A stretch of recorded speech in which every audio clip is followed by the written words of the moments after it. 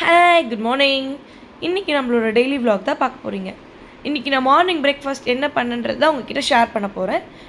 ரெகுலராக நம்ம இட்லி தோசை இந்த மாதிரியே பண்ணுறதுக்கு புதுசாக ட்ரை பண்ணலான்னு சொல்லிட்டு தான் நாங்கள் ரெகுலராக இப்போ சாலட் எடுத்துக்கிறோம். அதோட ஒரு சாலட் தான் உங்ககிட்ட காட்ட போகிறேன்.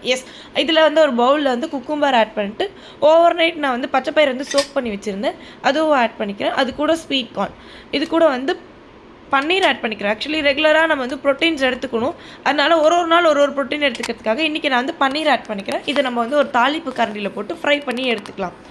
கொஞ்சமாக நெய் ஊற்றி அதில் வந்து குட்டி குட்டியாக கட் பண்ண பன்னீர் போட்டு நல்லா ஃப்ரை பண்ணிக்கலாம். ஒரு கோல்டன் ப்ரௌன் கலரில் மாறுற மாதிரி ஃப்ரை பண்ணிக்கலாம்.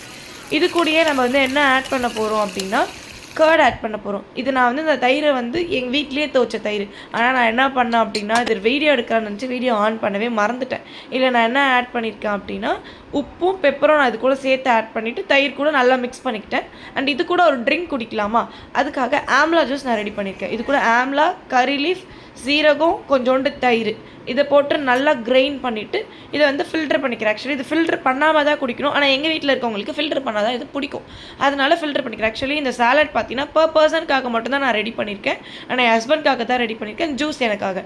ஸோ வாங்க இதை நம்ம அவங்கக்கிட்ட கொடுத்துட்டு அவங்க என்ன சொல்கிறாங்கன்னு பார்க்கலாம் வாங்க.